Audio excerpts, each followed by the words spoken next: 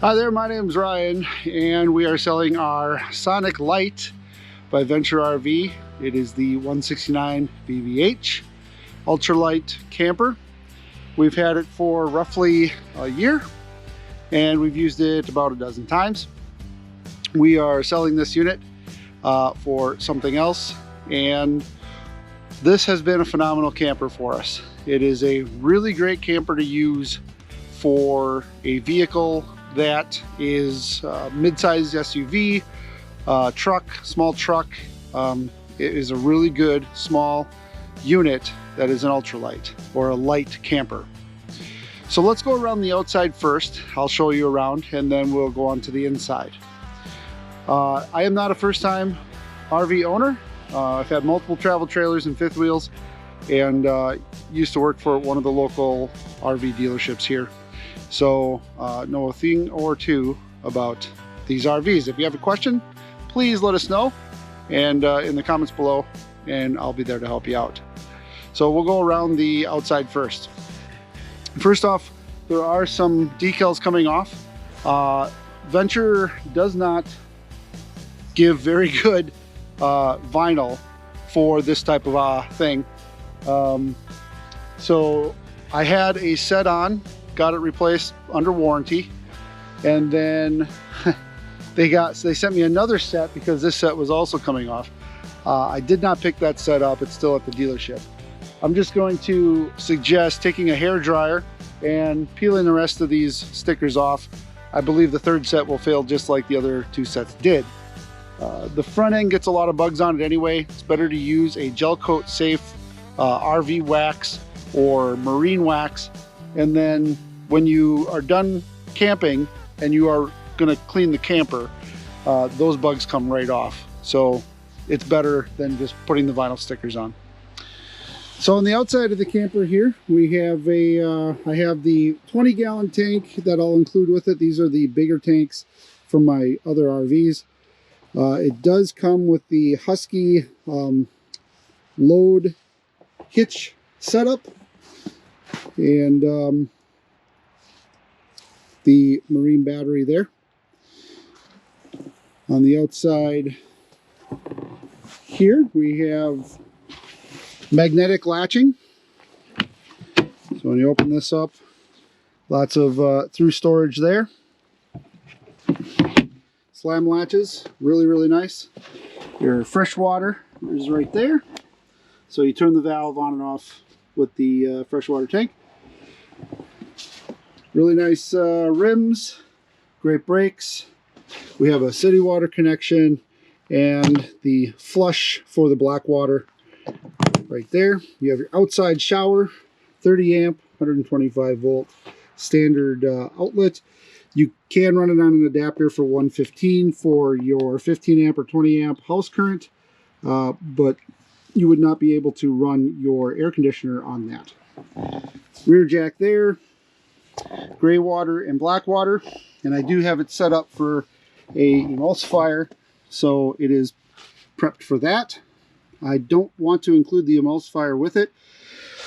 If you've never had this type of thing, an emulsifier will allow you to drain your black water tank where it otherwise couldn't be drained.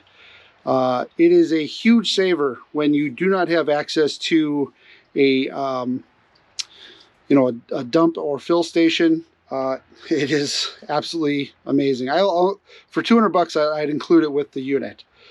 But if you don't get one, if you don't have one, you should definitely get one. It'll keep you out of a pickle when your tanks are full and you don't have a way to dump them. So keep on moving here. The standard rear bumper, you do have your satellite solar charging cable inputs if you're going to be at a campsite. I did move the spare tire from the middle to offset. This does fold down. The spare tire does fold down, but if you move it out of the way, you don't have to fold it down. You just always have access to the door. I do have an additional hitch mount here with the Jeep that I pull it with. I can take the doors off, and there's a door hanger set up, so I just hang the doors off the side when we go out on the trails. In the back here, This rear access door is amazing. You can store quite a bit of gear in here. We have our external shower setup that we put out here. Got the cast iron in there, lots of different tables. There's the hitch that will be included with the unit. You might have to get a different shank because I have a 4.5-inch lift on my Jeep, and so that's why it sits so low, so that the trailer sits level. So this is a bed, and it folds down when you need it. This is a double bunk in the back for the kids. The adults can sleep on there too. And it does have a shock. You can take the beds out completely. They're just sitting on the rails. So easy if you don't have the need for extra people sleeping in the vehicle. We have our automatic or the electric awning set up here. And you can see the awning does have a strip of LEDs for ambient lighting. You can push or you can focus those down more if you need to use them with more light shining where you need it. Marine speakers on the outside. They work pretty good. No complaints there. External vent, sliding window. That's where your heater comes out. And the passenger side wheel. This is your hot water heater. It is electric and propane. And then that's the anode rod. You replace that every season. And you always want to keep your tank drained when not in use. It's a pretty common mistake. People don't drain their hot water tanks between trips. And if you wait weeks and weeks, that anode, that strip in there to keep the hot water heater from corroding from the water, anything that's in the water, will continue to erode away when you're not using the camper. So if you are not using the, after every trip, I would just drain the tank and set it out like this. Saves the anode. They're cheap though, like $7 or $10. Really easy to replace. The electric element in there has gone out. I never use it anyway, so I don't really care. It is like $10.50 on online, and it's a simple plug and play replacement. Cable out here if you want to set up an external TV, and then outside 120 outlets. The handle does have a blue light in it. It's hard to see, but it does have a blue light underneath as well for the stairs.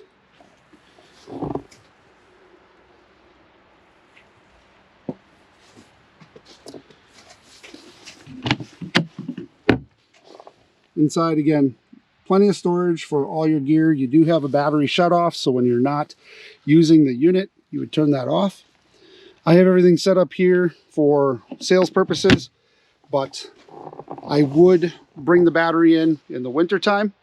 I don't let it sit out here. It is winterized, but it is prepped for dewinterization. So all you got to do is hook up your fresh water or fill the fresh water tank, turn the pump on, run all the antifreeze out, and you'll be set to go. On the roof, let's take a look at the roof here real quick. You replace the beads. Now this is a full fiberglass roof. So what's the benefit of a full fiberglass roof is you're not going to have the rubber roof problems of rubber roof campers. But you do have to watch your seals on the ends and clean those up per the manufacturer's recommendations, which are in the manual, or any RV shop can quickly fix those up for you. So we'll take a look at that. Again, it's snowy out here.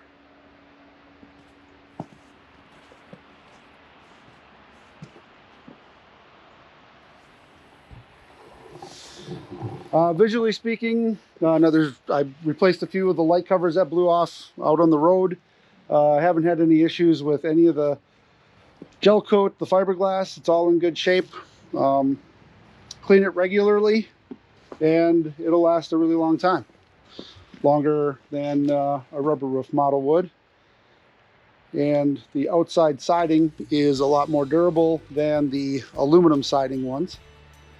It is really nice on the back door here that you have a lip so that stuff that drains or comes off the roof, if it's raining, it doesn't drain right into your door frame. Having this little lip is really a handy feature for keeping stuff dry inside the camper. All right, so again, outside here, it's just a really nice design. Frame's in good shape. The jacks here, let me mention this, probably best to replace the jacks. This one's a little wanged out. Stabilizing jacks are not for jacking up the RV. They're just to stabilize it so it doesn't wobble when you're getting in and out of it. Stabilizer jacks are, again, super cheap, but a lot of times what happens is, you know, when we're out camping or you know, boondocking, if the ground moves and twists the stabilizer jack during the night or something, that's typically what has happened here. The jacks function, but should be replaced. There's two sets of bolts. They simply, you know, take those off, put the new ones on, and you're done. So if we go inside here, the door holds itself open, and then you can push it all the way open like this, and it does a pretty good job of not being caught in the wind. The screen door, again, you can see this whole camper is almost brand new, so very little wear and tear, very minimal scratching and that sort of thing. And then on the back door here, before I forget, you do have a holder. So if you do have the door all the way open, you can prop it against there so the wind doesn't catch it and slam it on you. All right, so taking a look at the inside here, this light does have a motion sensor on it, so you can set it to steady on or motion. The bottom gunnel also had that feature. Interior speakers, smoke detector, and TV here. The TV is connected to the sound system, which is right back there. We'll go over that in a bit. Does have a external TV amp, as well as the availability to hook into satellite or part signal service. This is a Murphy bed setup, so it comes down really quick. You do have storage underneath the bed, which is very comfortable there. That folds down and then the bed comes down over the top of it. We do have the storage areas for a lot of different storage options. And there you can see lots of jackets and that sort of thing can fit in there. Let's go ahead and fold down the Murphy bed here, and I will show you what that looks like. I'll just take the pillows off here for a second. Hold this down. One latch down. Pull it out. Extend this out. And you're done. So, very easy setup, very easy to do. And then you can put your pillows in the back corners. There is 120 outlets and USB outlets on the sides, so you can charge your phones or plug in an alarm clock or what have you.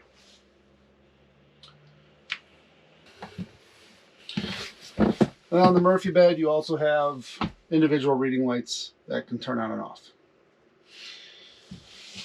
On the bottom here, you do have your fire extinguisher. That's the heater, drawers, convection oven, and fuse box holder. You have 2-range burner unit with vent, and there's the vent right there.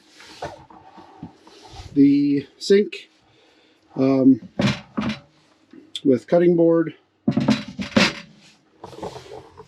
Up here we have some additional storage, as well as lots of storage up here in the overheads.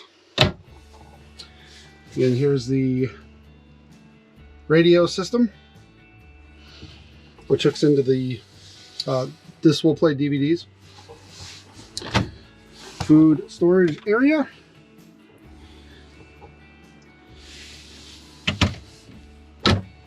Water heater access. And storage under there. Bottom bunk. I didn't turn that light on. Top bunk. Has some power outlets there. Pretty neat. Here's your thermostat. Carbon monoxide sensor. Up here is your air conditioning unit. It doesn't have a heat strip in it, so it's only air and air conditioning, not heat. One of the main reasons we love this unit, it is one of the only units that has a porcelain toilet and a separate shower. The shower system in and of itself is, you know, it allows big guys like me to get in there and take a shower. Has a nice skylight, so 6 foot plus tall, you're still okay in there. Separate sink. Storage there. Medicine cabinet storage there. GFI outlets are all connected there. Does have a air vent in the outside vent here. I don't want to open that when it's freezing out. And then there's switches. All right, my name is Ryan. Thanks for watching. Hope you enjoyed this overview of the Sonic Lite 169 VBH. It is a great unit, and it's really, really nice for a hard side that you can pull with a small SUV, smaller SUV. You know, you're still going to need at least 3,500 pounds towing capacity. Better to have roughly 5,000 pounds towing capacity. It really depends on how you set this thing up. If you carry a lot of gear, you know, you could still, while it's, you know, 20 some odd hundred pounds dry, once you put the water and all the stuff in it, you're going to be at your load capacity if you're not careful on some vehicles. So check the load rating, make sure you have the proper tow vehicle for this operation, and you'll be set to go. It is a really nice camper, and whoever the future owner is, you're going to love it.